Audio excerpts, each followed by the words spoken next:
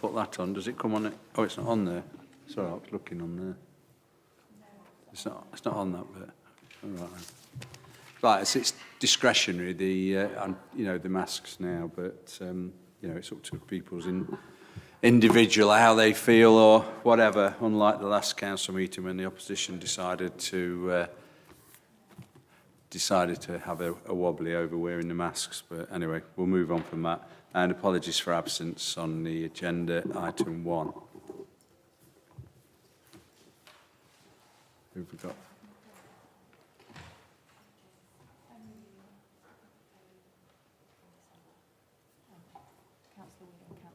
Councillor Wheeler, Councillor Payne. Thank you. And we asked to approve the correct record minutes of meeting held on 8th of July 2021. That's on page 5 to 8. Can we move those? I've moved them. Shall we second them? We are agreed. Thank you. And declarations of interest, if you wish to declare pecuniary or non-pecuniary. Non-declared. Thank you.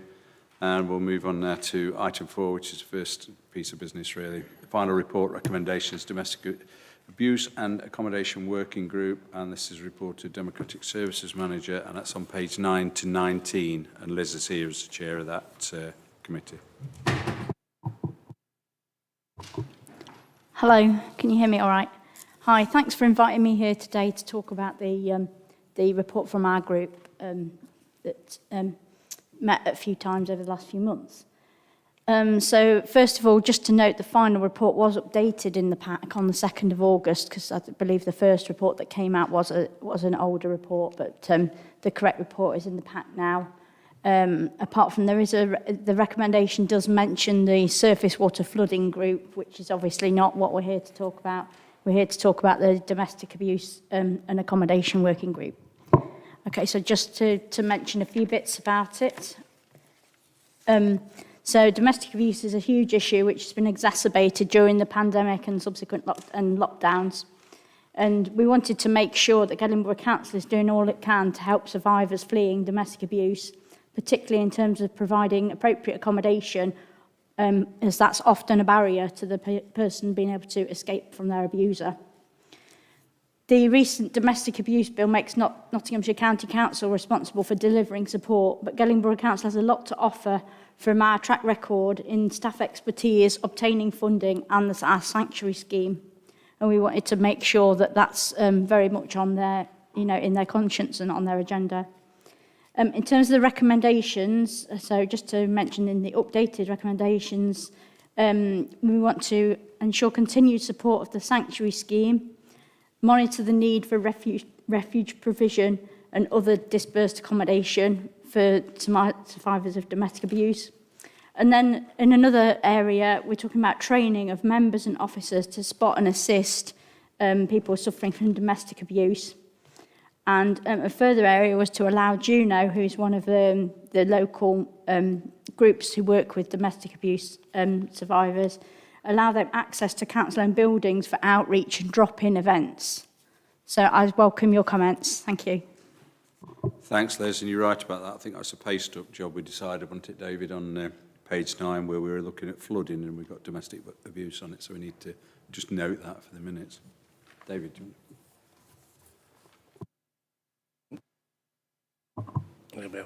Thank you, Chair. And I'd like to start off by thanking the panel for its work and Liz for the presentation. I think it's fair to say that domestic abuse has long been a Cinderella service operating on the margins, and domestic violence itself often not recognised or acknowledged. But I think this is changing. Liz mentioned the Domestic Abuse Act 2020, which was given the royal assent in April. And I think that's going to make a big difference. I think after years of doing nothing, there's been so much now going on, and things are changing so rapidly. There's risk that some of the work, the panel's work, could have been overtaken. Just to put things into context, the Domestic Abuse Act established a new post of Domestic Abuse Commissioner, who's responsible for representing survivors, for educating the public about domestic abuse, and for monitoring and holding statutory agencies to account for their response. The Act also creates a new definition of domestic abuse introduces new civil injunctions and other changes to court procedures. As Liz mentioned, the Act introduced a new duty on all local authorities to cooperate with the Domestic Abuse Commissioner, and particularly a specific duty on top-tier authorities to establish a Domestic Abuse Partnership Board and develop a strategy to provide support for survivors of domestic violence. Locally, last December, the PCC published a strategy on violence against women and girls and produced a systemic approach which covers prevention, identification, safeguarding support, rehabilitation and behaviour change, and criminal justice, which gives you some idea of the scale of what we need to be addressing. I think this is the third review into domestic violence that Overview has done, and I think in the light of this change in policy and organisational landscape, it was sensible for the panel to focus down, particularly on accommodation and support for survivors. I'd like to pay a bit of tribute to the work done locally by the Public Protection Service and especially by David Jane. I mean, as an authority, we've been active in awareness raising, and I think we've done things to support various activities, including the White Ribbon campaign. I remember we sponsored a rugby match one time.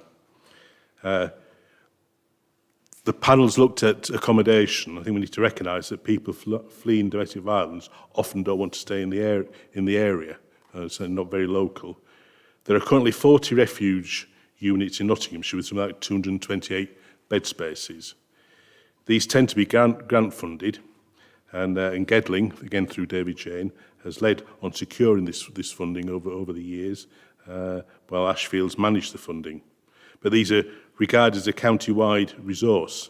There was a suggestion in some of the media that we haven't got enough places in Gedling. It's not places in Gedling, it's places in Nottinghamshire we need to be worried about. And in its outline strategy published after the panel had completed its work, the County Council recognised the need for additional places and are talking about another 10 units, which would be a substantial increase. The strategy also talks about developing pathways to safe accommodation, and the panel's report helpfully discusses the range of accommodation this could include.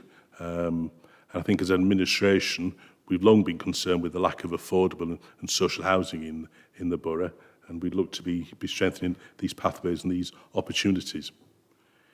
Both the panel and the County Council's strategic assessment recognises the value of the sanctuary scheme. Coverage of the sanctuary scheme across the county is patchy, but we've made sure that it's strong in Gedling.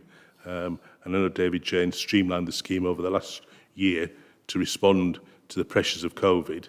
And I think the panel's right to recognise Gedling, describe Gedling as a leading contributor. We've managed to maintain the budget for sanctuary despite the pressures on our budget.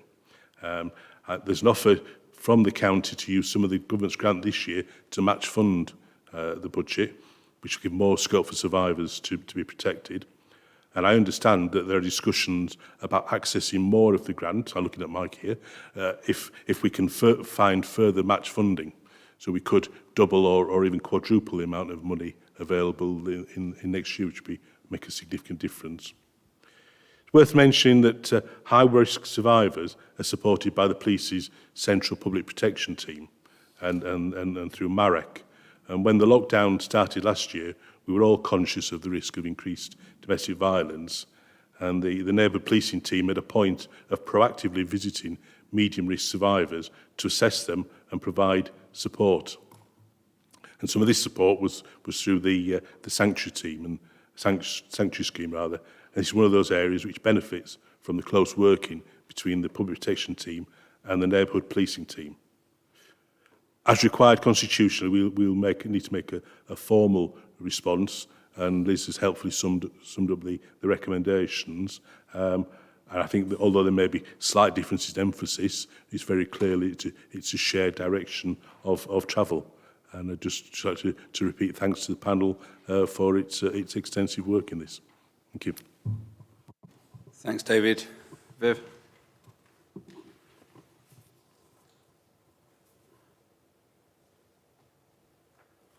Oh, sorry. It's working, sorry. press. Yes, I'd like to equally thank the work of the scrutiny group. I think anything that can highlight domestic abuse and domestic violence in our borough, we know that it's sadly, this is something that is on the increase, has been on the increase since COVID. It's really important that we are DV aware, that as a council, we've had the training, the appropriate training to be able to support people. So I welcome the report. I'd just like to add really that in terms of looking at safe accommodation, and it's for you, David, as well, I think one of the other areas that's really important is to ensure that our schools can accommodate children, because the problem is that we're moving survivors into accommodation and there's no guarantee that there's school places for children, and we know that actually the terrible trauma for children living with domestic abuse has lifelong effects and goes on to have massive impact on their life chances. So actually school's really important. So although we're looking at accommodation, we need to make sure that it's matched up, that we've got enough school places. So thank you. Thank you. Peter? I was just going to add to what Viv said. I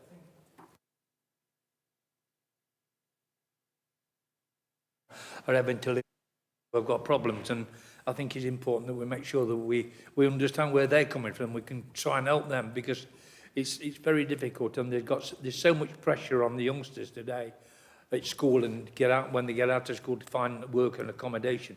I think it's important that we make sure that we're involved with the schools, where the schools can pick it up quicker than what we could probably pick it up. So I think it's important that we keep contact with the schools, especially the sixth form colleges in the borough, because that's where we'd pick it up first, because it's important that we try and help these people in this situation.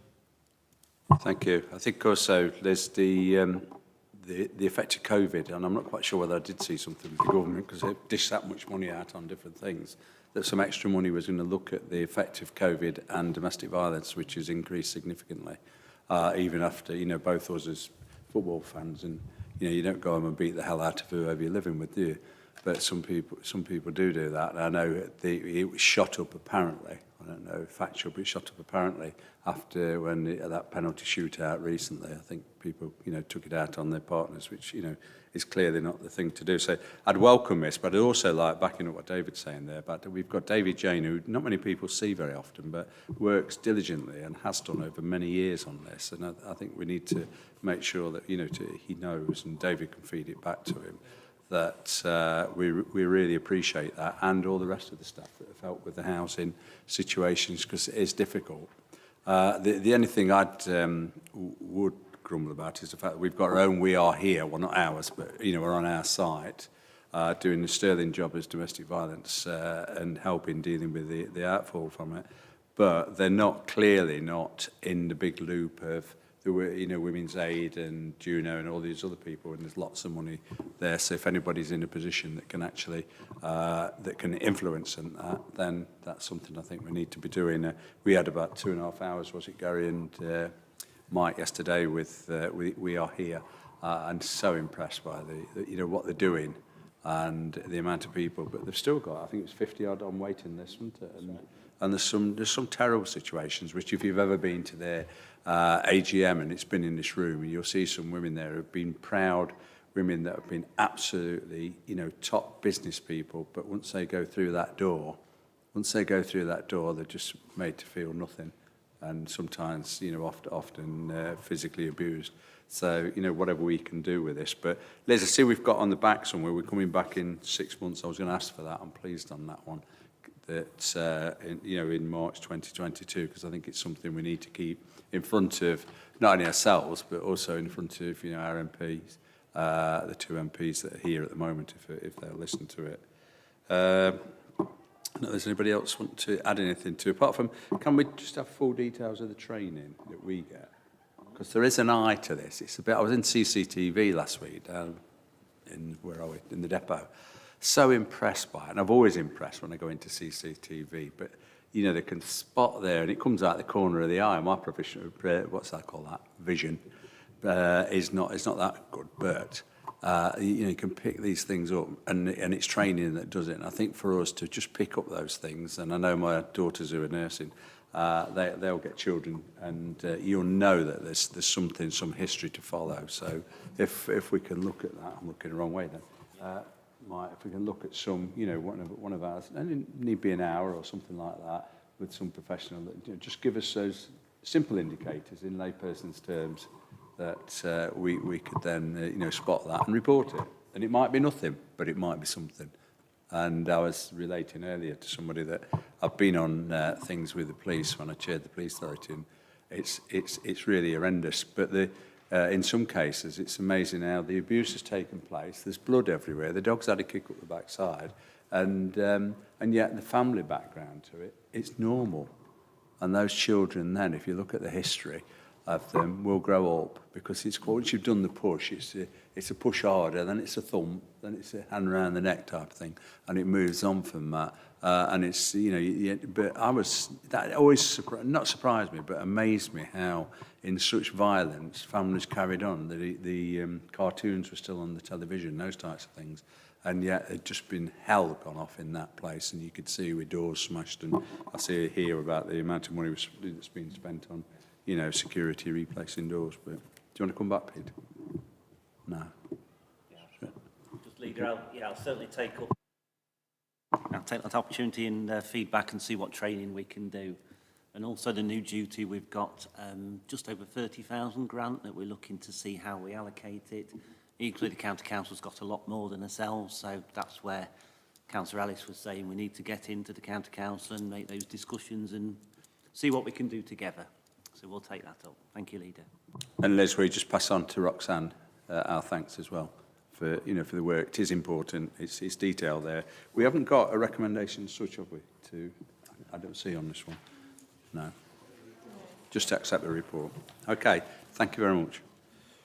Right, we'll move on to the Ombudsman's complaint, which you want to do that, Fran? Thank you. Thank you, Leader. Members be aware that the Council does have a complaints and compliments system where members of the public can raise complaint about Council services. Once that complaints process is exhausted and has been through both stage 1 and stage 2, if the complainant is still not satisfied with the response from the Council, they can take their complaint to the Ombudsman. Once the Ombudsman receives the complaint, they will make a decision as to whether or not the complaint should be investigated. Once investigated, the Ombudsman will decide whether or not, in his or her opinion, the Council has been guilty of maladministration, and if so, whether the complainant has sustained injustice as a result of that maladministration. If a finding of maladministration causing injustice is made by the Ombudsman, this triggers a duty on the monitoring officer under Section 5A of the Local Government and Housing Act 1989 to prepare a report to the Executive where there's been a finding that those functions have been exercised in a way that results in maladministration finding. The Act requires a report to be circulated to all members, and this report has been circulated to all council members prior to or at the same time as it was uploaded onto the agenda for Cabinet today. The Executive are required to consider the report, consider the findings of the Ombudsman, and then prepare a report. A report will be prepared on behalf of the Executive, setting out any action that the Executive wish to be taken as a result of the complaint and the findings. The complaint is appended to the report. In essence, the complaint was much larger than ultimately the element of the complaint that was upheld by the Ombudsman. In relation to the element of the complaint that was upheld, it was essentially an error in a housing review letter that was sent to the complainant. The error was spotted in that letter, and an apology was issued to the complainant in October 2020, so shortly after the letter had been initially sent out. During the course of this investigation, working with the Housing Needs team, there has been some changes made to the banding review letters to make sure that they do clearly set out the reasons for any decisions taken in relation to a banding review. It's unfortunate in this circumstance that there was some typographical errors in the letter, which resulted in the letter being unclear for the complainant, and as a result, she was caused some confusion and distress as a result of that letter. As I say, this was the only element of the complaint that was upheld by the Ombudsman, and the Ombudsman were content with the action that the Council had already taken, both prior to and during the investigation, to remedy that mistake. As I say, apology was issued to the complainant in October, just a month after the letter was received, and the changes to the review letters are now in place and are now being implemented. And I spoke to Paul Whitworth again recently just to check that that was all in hand, and that is, and it's a much more effective way of communicating those decisions to the individuals involved. So from my perspective and from the Ombudsman perspective, the actions that would be needed to be taken to remedy the situation have already been taken, so there's no further action proposed. However, you may feel that there are specific actions that you require to be taken in relation to this matter, but I'm satisfied that appropriate action has been taken, and this isn't something that would happen again. As I say, looking at the other side of this, it was a big complaint that was brought forward, and there were a variety of elements to it. But what's also key is that the Ombudsman was satisfied that in terms of the decisions that were taken, in terms of how this individual was treated throughout the process, that was fair. So it was as I say, the maladministration was the errors in the letter rather than, I suppose, the process that this individual was taken through and the decisions that were made in relation to this person's housing status. Thanks, Fran. Any questions? I'm personally satisfied. I think the explanation's been there. It's been dealt with professionally, and I think that's, as you do, you don't try and make excuses for something that there was a mistake made. And the only thing I would ask on when letters go out, do we have anybody else proofread them? On that. It's just, you can send something electronically, and I know sometimes you think, well, that's changed in the ether, and it's really embarrassing sometimes, but do we check on it? Yeah, it's okay. I can check that. I can check that for you, Leader. I don't know specifically the individual process within that department, but unless Joelle can assist, she's the head of service. Thank you. I think the main issue with this was the standard template letters, and the template needed to be altered to be clearer. So that has been done. And in terms of checks, it's normally that the officer would just change the relevant bits in the letter to make it relevant to the case. So that they're not double checked in that sense, unless they're sensitive, and then they are escalated to a senior officer. But it was a template letter that was needed changing in this respect. You can send that letter to somebody else, perhaps not get offended, but I know when it is a template letter, it's you're on the wrong day. You can have, you can really be wild on it and make all sorts of things. But in this case, I think you've done excellent there. That's hopefully the end of it. David.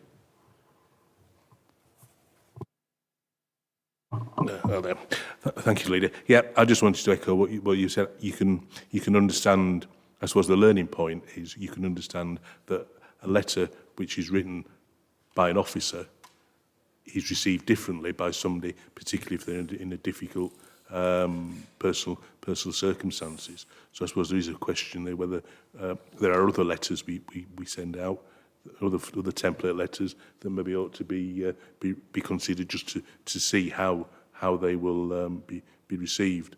But other than that, the Ombudsman seems to be saying we've done everything we need to have done, so I'm happy with as it stands. Thank you. Yes, I following on from what David was saying, I agree. Template letters are very useful, and in a lot of situations they work quite well. But when you've got something as sensitive as this, it's often quite clear to the recipient that this is a template, and it's something that they feel is just churned out without any thought for their particular circumstance. And I think perhaps for people in this situation, we ought to perhaps give a little bit more thought to a more personalised letter. I think that would make a difference. It does make people realise that they are a person, they do matter to us, and we try and do our best. But I've seen template letters, and it's just, you just feel as if, well, they've responded, but it's a standard letter and it doesn't really mean a lot. So perhaps we could just give a bit more thought to something a bit more personalised. I mean, particularly for people in this situation, it's incredibly stressful. This complainant had already got mental health issues, and small things can actually tip you over the edge. And I guess in other circumstances, she may not have made the complaint because she got a rectified letter in October, but it's very sensitive, and I think we ought to be sensitive to people's needs. Thank you. Yeah, I do agree with both David and yourself, Jenny. But I do think, and it's something that I've tried to do, and you'll find hard to prove any leaf that I've been involved with or anywhere near that is not factual. Or if we've got something wrong, particularly with the press, we always say no comment, because we must comment. If we get it wrong, we'll say first is apologise, and the second thing is do it a professional way of explaining how we'll deal with it. And I think Fran and the department have done a good job here, you know, to do that. And so, is there any other further comment anywhere? There are none. We'll agree the recommendation then, please. Okay, seconded. Yeah. Okay, thank you. And it's, I think the cricket's going to be off. Looking at the sky outside there. Right, where are we? Welcome back fund. Joel's going to do it. Yeah, thank you. Joel. Loads of money.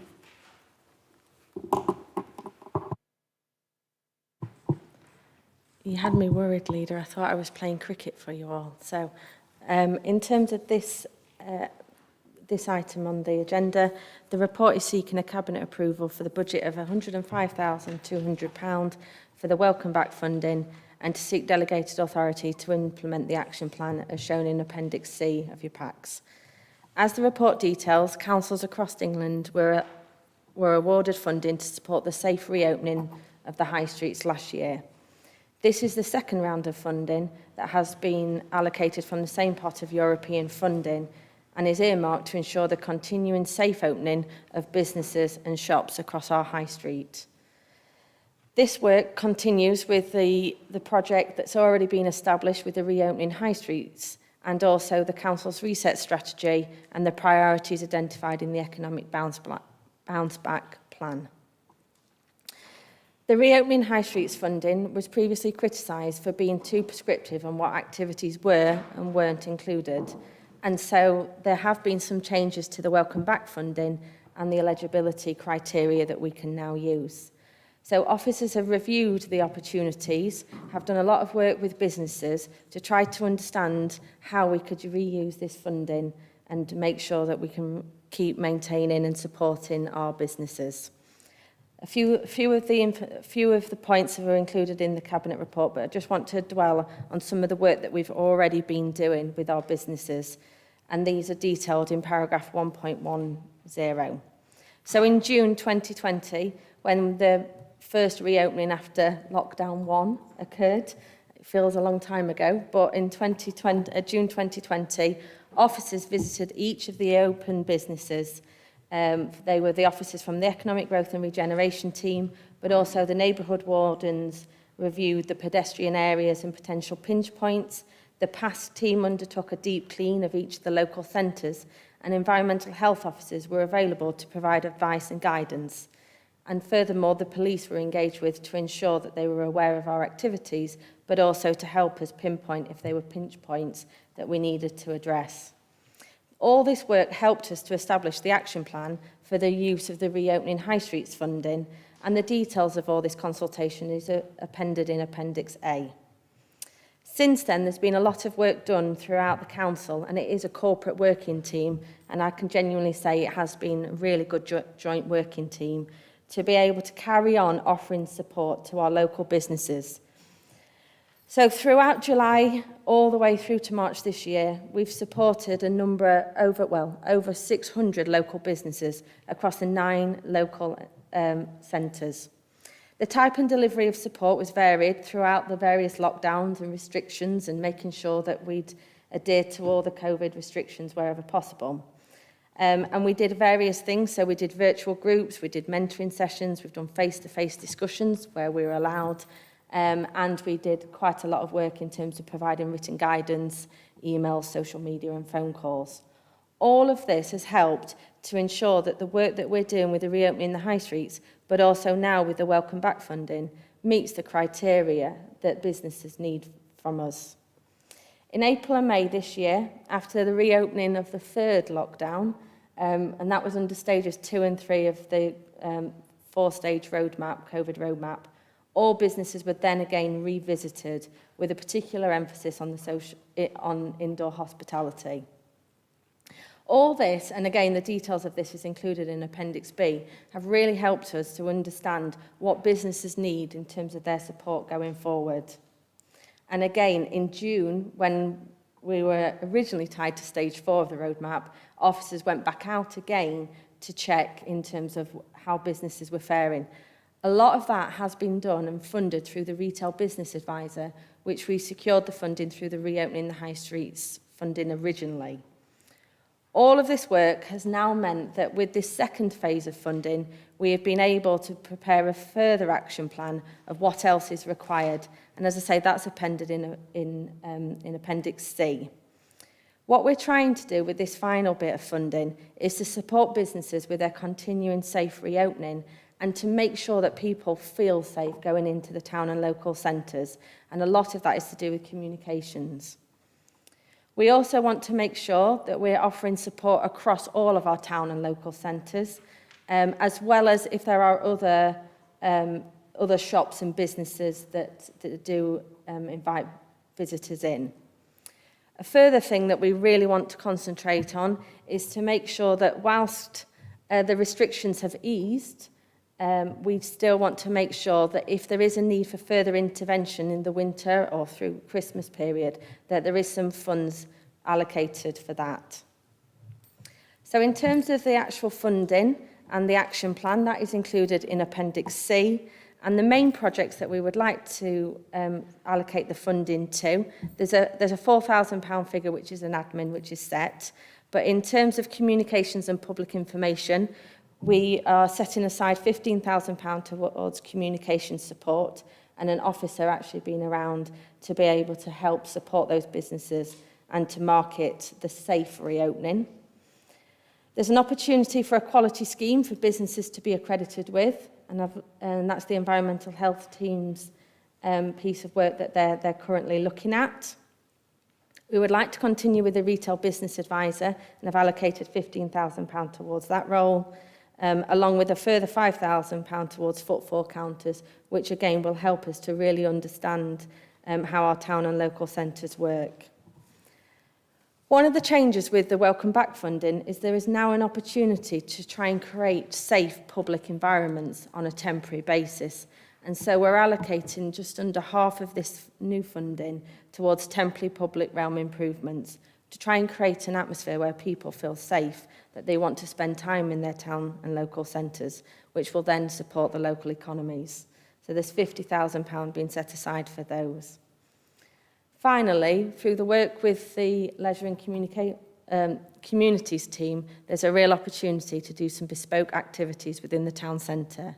And so £10,000 has been set aside for the team to do some artwork or some events across the town centres, town and local centres. So in summary, approval is being sought to establish a budget of £105,200 for the delivery of the Welcome Back project to be fully funded through the European funding. If approved, the action plan in Appendix C will be implemented as I've described. Members are therefore asked to give the Head of Regeneration and Welfare, in consultation with the portfolio holder for growth and regeneration, the authority to implement the action plan, subject to any other necessary approvals and consents being obtained. And should any extensive changes be required, officers will return to Cabinet with a revised scheme for your approval. Thanks, Joelle. Thanks for a good report there, and also pass our thanks on to the team. I've had a lot of feedback from small businesses in particular who have really welcomed the fact that somebody's taken the time out and the council's been involved in trying to get their businesses back, you know, after this, 16, 17 months of virtual isolation. And the other thing is I probably rocked a few boats. Mike was there last week in the leaders meeting at the County Hall. And I said, who would want to, you know, who wants to bother going back to the city? I didn't mean it disrespectful, but there is a clear fact now that right the way across Nottinghamshire and across the country, we're being asked to shop local, obviously environmentally, etc. And that's happening. There's no doubt in that. And I think as you see the empty units will start to grow, and they won't be empty, they'll be refilled. It was quite funny in here looking at the opening up the high streets and everything else, opening up fun. There's a picture of somewhere Mapley Precinct with people queuing outside the bank. We could have that for another question one day, is what's happening to our banking systems when, you know, every time we've gone past, what's the other one go? Trustees, was it there? Trustees on top there, and I see continuous, and have seen continuous people there. And then when we questioned them, they said, well, there's only 5 people a day actually come to the bank. And I thought, well, I definitely need some new specs, but there's been dozens and dozens of people. But anyway, Jenny, do you want to say something on that? Is that on? Yes.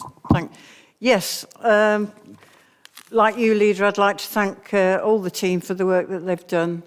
I have to say it was incredible foresight that we appointed retail and business advisors before the pandemic hit, because they have been an absolute godsend, and I think they've been very welcomed by businesses. And like you, I've had feedback that the work that they've done has been invaluable, and I think it bodes well for the future that people now know that link. They trust Gedling Borough Council as the people to come to for help and advice. You mentioned the banks, and I think it mentions in the report that Netherfield businesses feel that they've been hit by the closure of the bank there with the lack of people coming in. I find it astonishing, because every time I went into that bank, there was a queue, particularly for local businesses wanting to do their banking businesses, get change and put change in. But that's the world we live in. I'm really pleased to see that a good amount's been set aside for communication, because that's going to be absolutely key. And Joe's quite right that we have to plan for the future. We could well have another wave in the autumn, winter. We really don't know what's going to happen. So communication and making sure that businesses are kept fully up to date with any restrictions that might be imposed at that time is great. Clearly, safety advice and support is going to be key. I mean, I think the spending here is in the right order, and it's got the right priorities. I was going to say something else, and it's completely gone out of my head. I'm sure it was incredibly important. I don't think so. Oh, yes, it was about the entrepreneurial flair that some of our businesses have shown in terms of diversifying, and it's amazing. People have actually increased business because they've thought outside the box and tried different things.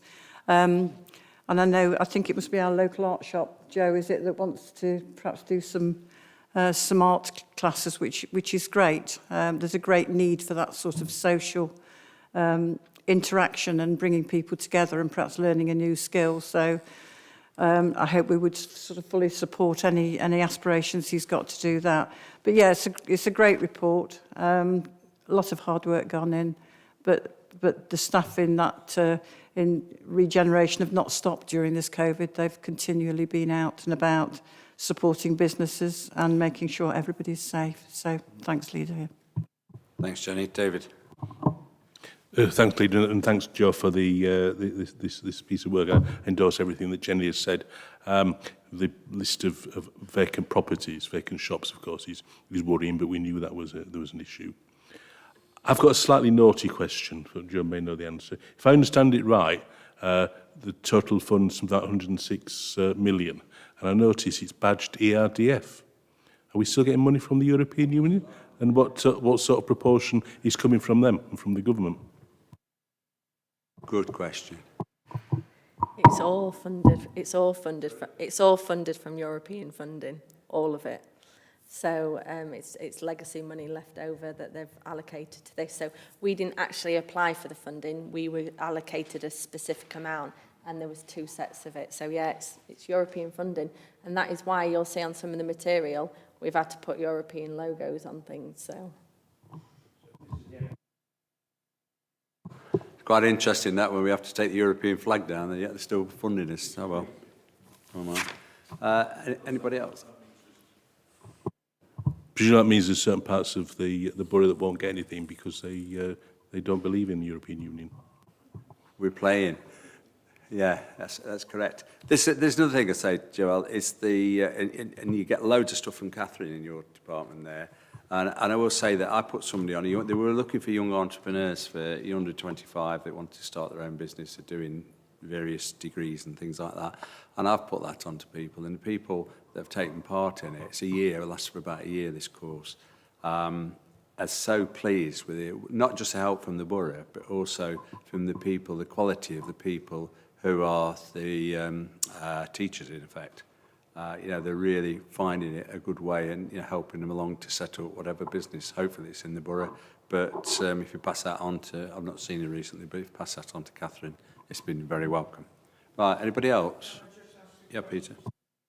We talk about town street, town centres, shopping areas, and we've got a town centre area in Arnold, which is very, very popular and very busy. But we've got a situation which is a pain in the backside, and has been for a number of years. Front Street, the bottom end of Front Street, where mainly it's a shopping area, but the traffic can go, it's classed as a public highway. And it's time, I think, that we ought to really seriously talk to the county council and say, no traffic up that part of Front Street. It's not necessary. We've got plenty of disabled parkings in centre of Arnold, right near the shop.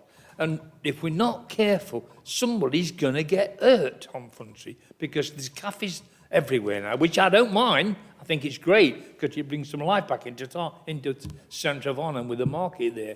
That's brilliant. But I just worry that somebody's going to get hurt with the cars. And I know it's classed as public highway. It has been for a number of years when the Arnold Urban District pedestrian artery. So it needs looking at serious because it's not going to get any better. There's all cafes on that in the bottom half of Front Street now. 95% are cafe. There's only birds and Alf Chambers who don't do any cafe sort of thing. But generally speaking, we've got to make sure that somebody don't get killed on that Front Street. And I'm worried that somebody may get injured. Thanks, Peter. We are in active discussions with the County Council over this because it's a highway through there. It seems really strange, as the one does near the Bonington. We've got the car park, and yet this scruffy bit at the front, which is falling apart road-wise, is a County Council. But we are actively seeking, and you're right, and Jenny was informing us just before this meeting that they've extended, is it, the pavement licences now for another year, is it? This is what I've been told, that it was originally intended to go to September, but it's now been extended for another 12 months. We'll have to discuss that and then bring... Yeah, because it needs then marshalling so that we've got people, you know, correct, because they are spreading out all across the borough. The seating is there because somebody said at a high level that you can have them. Okay, is anybody else on that? We're on page, where are we? Page 3 of the second book, which is a recommendation. That's Cabinet 1 and 2. So move those recommendations. Seconded. We agreed. Thank you. Right, we'll move on now to, where are we? Quarter 1 performance, which is item 7. You're doing that. Thanks, Mike. We're on, yes. Thank you very much, Leader. So this report sets out the performance data for the Council at the end of quarter 1, which takes us up to the end of June 2021. So if I start with the actions as detailed in the report, there are 96 actions currently active in the Gedling plan for the period 2020 to 2023. As it's only at the start of the year, only 2 actions are complete, and that is according to profile. It sounds a low number, but it is according to profile because they are set out to be a lot of them achieved by quarter 4 in this year, and there are also other actions within it that are due to start in year 3 as well. So there are 94 other actions that are either in progress this year or due to start next year. If I move on to the performance indicators, there are 31 indicators detailed. 10 are currently on target, 4 are slightly below target, which we'll come on to soon, and 6 have missed the target. In the report, there are 2 indicators for which we have no data in this quarter, and there are 9 indicators which are for tracking purposes only. As regards to 2 missing indicators, we now have an update, so I'm pleased to say that both are fine and meeting the targets. So the residual household waste per household, the Q1 actual was 135.7 kilograms against a target of 140. So that is under, which is a positive move when it's the residual waste. And conversely, the percentage of household waste sent for reuse, recycling and composting, Q1 actual was 37.5 against a target of 36. So again, we've beat that target in Q1. So that's all really positive at the moment. And bearing in mind the difficulties we have had with waste, I think that's quite exceptional. And long may it continue. We don't want to blow our own trumpet too much, but we'll look forward to Q2. So going back to the report, at paragraph 2.4, this does set out some examples of positive performance, and these are mainly in the areas of removal of fly tipping, telephone call answering, staff sickness levels, I'm pleased to say, are back to anticipated levels, bringing empty homes back into use, the number of major planning applications processed, again, very, very key and significant for us, and of course the quality of food premises in the borough. Undoubtedly, COVID-19 pandemic has had some impact on our performance, and this has resulted in us slightly missing the target in some areas. These are explained in the report at paragraph 2.5, but just to go through them. So time spent processing housing benefit change in circumstances. These have been affected by multiple notifications from DWP. So they do notify us on a monthly basis, so we could have up to 12 changes a year in that. Just around universal credit for various family members. So that has taken a lot of time, and it's slightly made us dip below our anticipated targets. Time spent in temporary accommodation, we are trying to improve. We did have a report to Cabinet last year, and that indicated we're trying to lease a certain number of properties and purchase some properties as well. This is proving difficult at the moment due to a buoyant seller's market, so there are a lot of situations where the demand is certainly exceeding supply, and you can look around the house one day and it's gone the next. However, we are moving forward quite rapidly now with renting and leasing some accommodation, so hopefully we can get confirmation of that soon. And leader, an update, as of yesterday we had an offer accepted on a property in Daybrook. That's not to say we've bought it, we might not be gazumped, but so far so good. And the third one there is provision of new additional homes. Slightly below again, but it is pleasing to note that we have 124 starts, which will come into fruition later on this year and early next. So in terms of achievements, leader, these are discussed in detail in Appendix 1, but some of the most notable ones are highlighted in paragraph 2.6. Just to pick 4 out, the administration of 17 different grant work streams, paying out just short of 30 million. Fantastic achievement in Q1 and last year, of course, as well. The Big Spring Clean, this is quite a good initiative. There are numerous groups across the borough that have been doing this sort of thing off their own back for a number of years now. We have tried to coordinate that to be a much more better approach. It's in its infancy, but I think the Big Spring Clean process this year worked really well, and it did encourage and attract a lot of support from local residents. Good thing for climate change in that we have now adopted the new low carbon planning guidance, which we all were really pleased to see. And finally, leader, just to say we did support and welcome the support to the Dementia Week of Action, which is very, very important for us all. So happy to answer any questions, leader. Thank you. Thank you. I'm particularly looking at page 34 with the 98.7% of fly tipping incidents removed within 4 days. There has been a massive increase over this last few months of the fact that you can see there aren't as many fly tipping because we've been really efficient and, you know, the staff have worked hard on it when we bring it in, even through the famous members scheme. What do we call it, Alice? members' inquiry scheme, their job's being done, because you can see that. You can see, you know, when the stuff's dumped, and it gets very frustrating, but they're being dealt with. The other, I think, was quite interesting on there was the 8.74 days, which is just below the target for sickness. If you think what we've gone through, and I know, you know, people are still sick as well as other things, and we've had one or two long-term people. So I think that's a credit to our staff that have, you know, they've kept coming and have kept doing the work, whether it be at home or not. Empty homes again, Jenny, very good. You know, I remember Jenny and I sat on this council when I think they'd done one in 1 year, wasn't it? One in 1 year in the borough, and there were something like 400 identified that we could be looking at. Major planning applications processed, yeah, so we're getting right in there now, because there's one coming in for college, should be in this week, shouldn't it? Massive one coming in there for warehousing, etc. And we rub our hands, or the Treasurers does, because you can get mega bucks back on business rates. But that, and we've asked, you know, try and assist it, get it through within the 8 weeks if possible. And there, the garden waste is pleasing. That'll be interesting if we do make us do garden waste for free with that amount of people, because the revenue for that is quite high. There's something just, you know, on the 97% of food premises scoring 4 or 5, can we just double check? There's some legislation coming out from government where they're going to improve this. They want to, I mean, I think we've done very well there, but they're going to really go for it now, because there's a lot of prolific expansion of takeaways and all sorts of different things and things like that. And there's some new legislation coming out. And there was something else I was going to bring up. Can we, I don't know whether we've done this, but the spring clean, there's been some really good work. And I've been out on a few, and other people have been out on a few of the spring clean.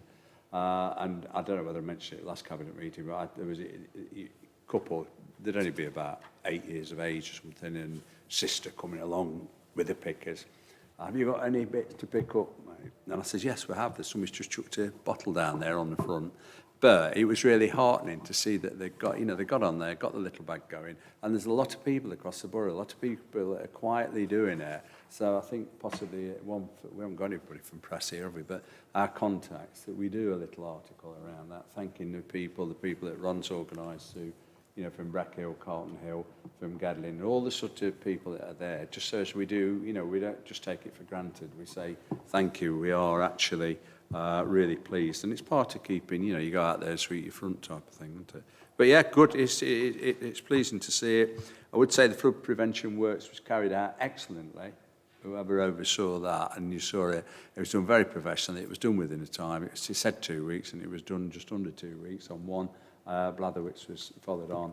And I have noticed when you've been in the middle of High Street car park, when I've got my Asda shopping and stuff like that, and it chucks it down, that rain does actually, it does slow it down, doesn't it? And then releases it later. So that's my comments. Anybody else?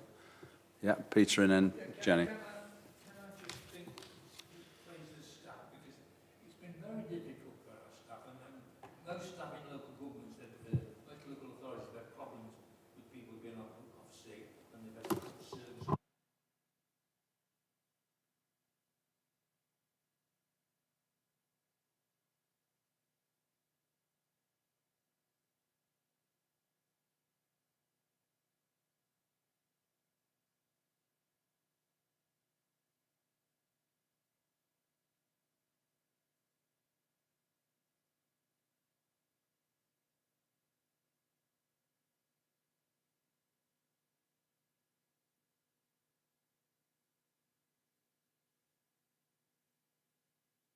Difficult, and I think they've done extremely well under the circumstances we've all been living under this last 12 months. So I think they need a big thank you from the department and from the council particularly, because I think they've done extremely well, I do, personally.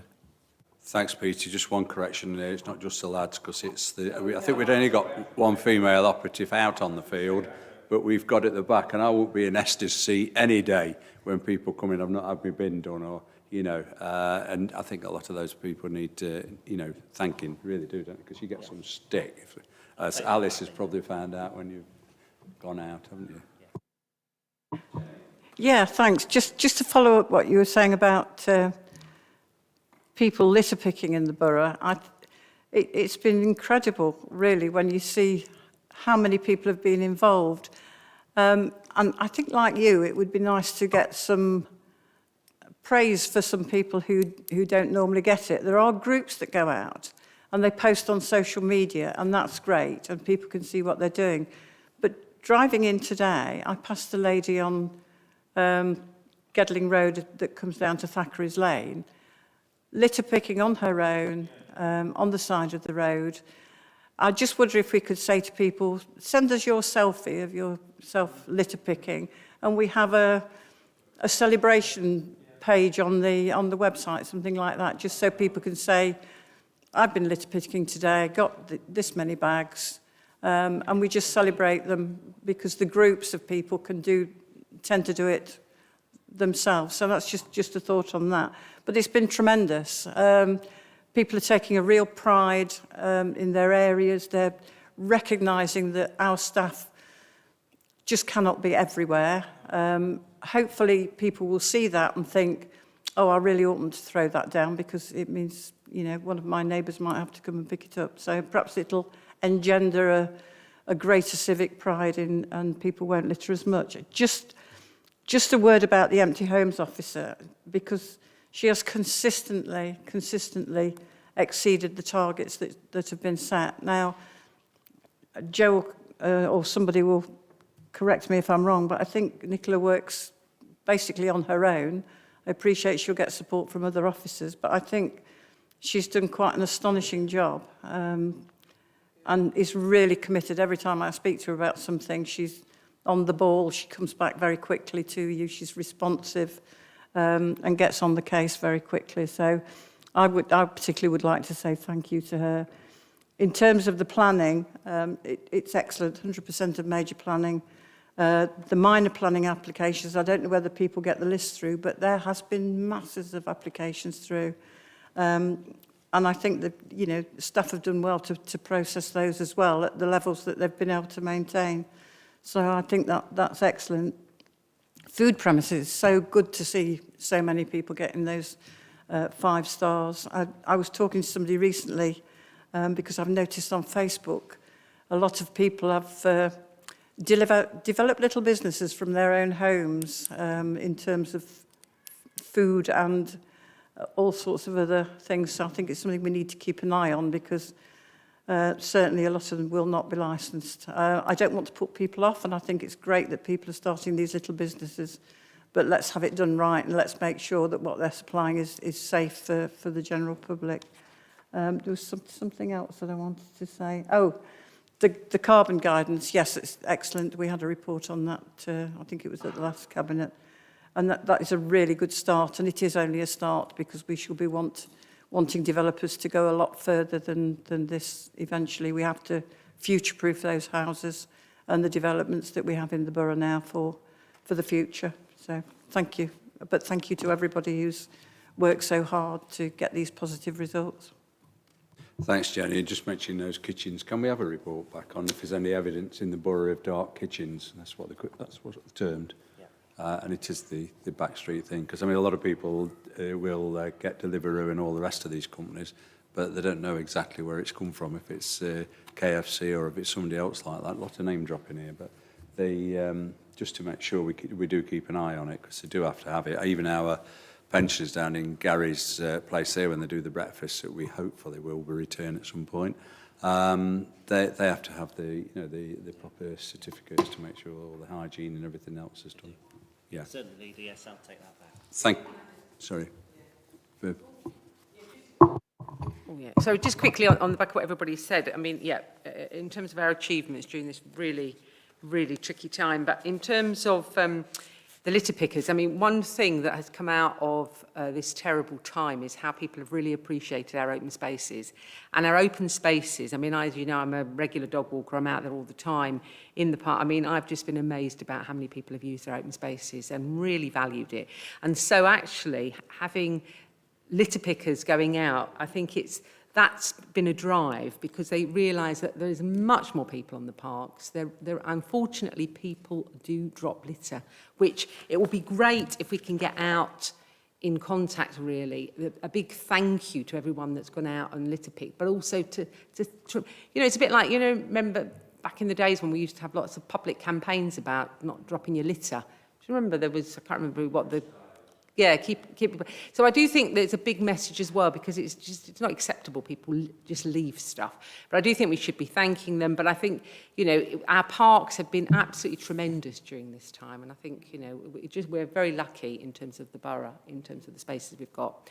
Can I also just thank, in terms of achievement as well, is what we've done in terms of working with our partners around youth engagement and youth activities and young people activities during, again, a very difficult time. And thanks to sort of Lance and Jane and the Youth Council and the Youth Mayor, in terms of all the work we've been putting during this time to support our young people as well. I think that's been tremendous. So thank you. Thank you. Thank you. No one else? We're asked to note, that's on page 31, we're asked to note that report. We agreed? Agreed. Item 8, which is the Head of Finance, ICT, Prudential Code Monitoring. Oh, sorry, you're hiding, Paul. Sorry. You're here. To the Council's investment and borrowing activity, and we're required by statute to bring a mid-year monitoring report to the members. Here at Gedling, we exceed that standard. We report to our members here on a quarterly basis. So what you've got in front of you this afternoon is a Q1 21-22 Treasury Management Monitoring Report. There are 4 main areas that the report falls into. The first one is just an economic and interest rate update.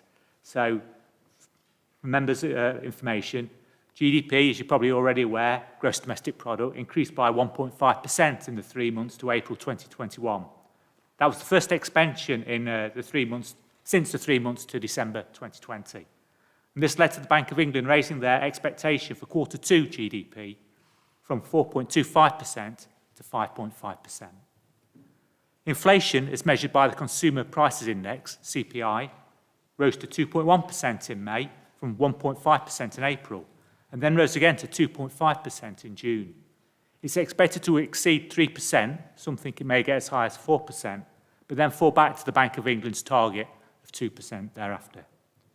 There have been no changes to the bank base rate since the reduction to 0.1% in March 2020 that was brought about as part of a package of measures announced by the Monetary Policy Committee at the time in response to the COVID-19 outbreak. With regard to the Council's investments, as always, the security of the money that we invest takes priority over the yield. And due to the low interest rate environment in which we're now operating, investment returns are low. However, the investment interest received by the Council of £15,500 between April and June represented a return of 0.27% for the Council, which significantly outperformed the benchmark 7-day LIBOR rate that many local authorities monitor against. In addition, we have £1 million invested in the CCLA Local Authority Property Fund, and that returned a dividend of around 3.7% in the quarter, and it's making a significant contribution to the Council's investment returns. With regards to our borrowing activity, we undertook no new long-term borrowing during Q1 of 21-22. However, we did borrow another £1 million from the Public Works Loan Board, a government agency, on the 16th of July, for 50 years at 1.81%. And that was to align our borrowing levels with our expected capital expenditure throughout the rest of 21-22. Just to reiterate for members, we can only borrow to support capital expenditure. We can't borrow for revenue purposes. At the present point in time, we don't presently anticipate any further borrowing during the course of this financial year. Of course, we'll keep that under review and report back to members at future quarterly updates. Again, due to the low interest rate environment in which we're now currently operating, it's not financially viable to reschedule any of our existing loans. In theory, you can seek to repay any of your loans if it's financially advantageous to you to do so, to take advantage of lower rates. However, there'll be premiums involved for us to do that. So even though interest rates at the moment are very low, it's not financially advantageous for us to seek to reschedule or repay any of our existing borrowing. Finally, with regards to the prudential and treasury management indicators, all our activity conducted in the first quarter of this year has been within the approved limits set by members when they approved the strategy back in February. The recommendation for the members is on page 53 of the report. It's just to note the report. I'll be happy to answer any questions that members may have. Thank you. Thanks, Paul. Any questions? Just an off-the-wall one, Paul. You probably won't know now. What are we worth? this building and everything else we've got, assets. Could you, I'm just interested on that, you know, because people look at it and say, oh, they borrowed £1 million here and borrowed £1 million here. It's like borrowing £10 from the bank. For what we have in, you know, yeah. Yeah. Yeah. Just an interesting point at some point. I'm sure members will find it interesting in how much we have actually got. Any questions? I need to say thank you. It seems to be quarter one. It's when you get to quarter four it gets interesting. But thank you very much. Thank you. We're asked to note it. Right. Have we got anything left on this agenda? Let's have a look. Where are we? Budget monitoring. Back again. Yeah, Paul again. Paul again. Quarter one. Fireman.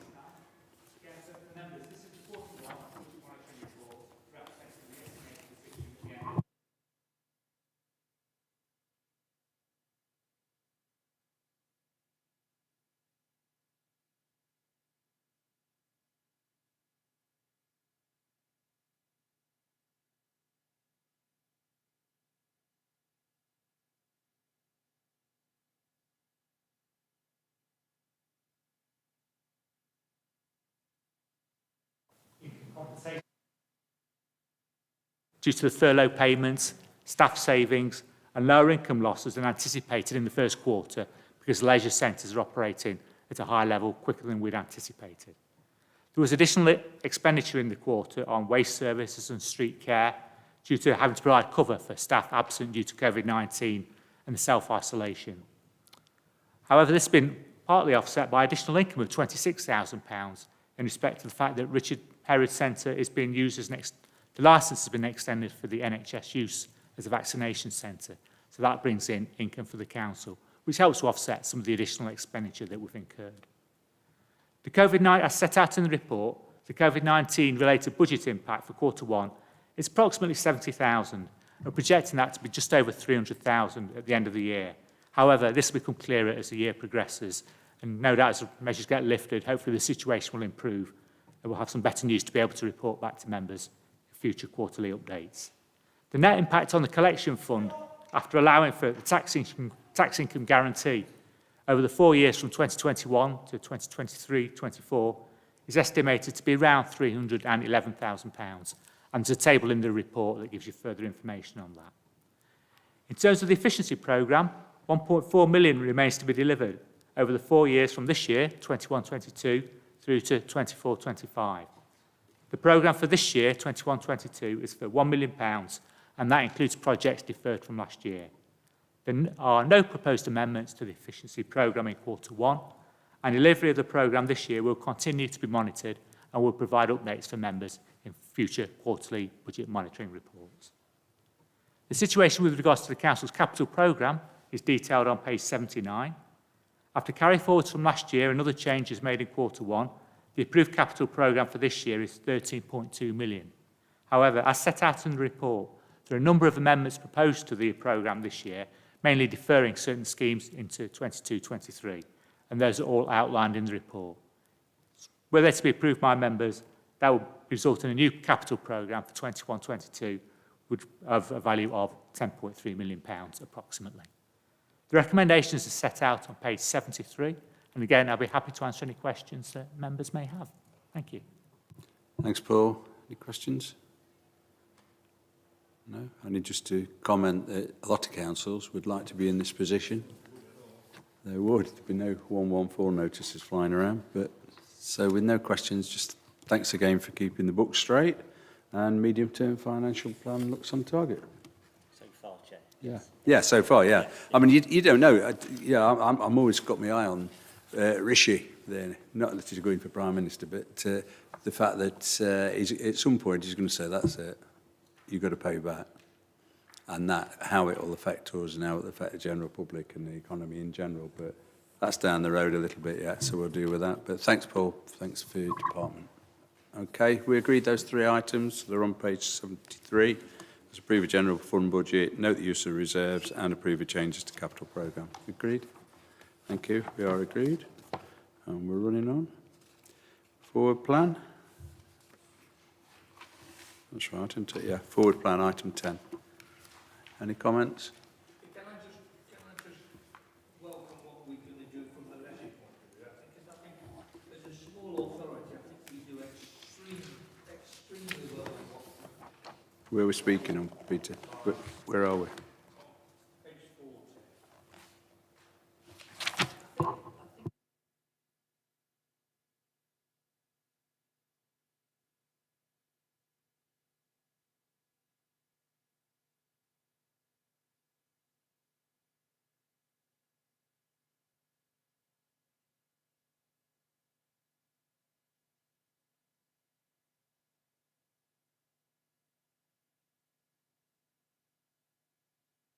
There's no one on the forward plan, then that's about it. We're there. No other items urgent? No. Okay, thanks for your attendance. Thank you. Thanks, everyone.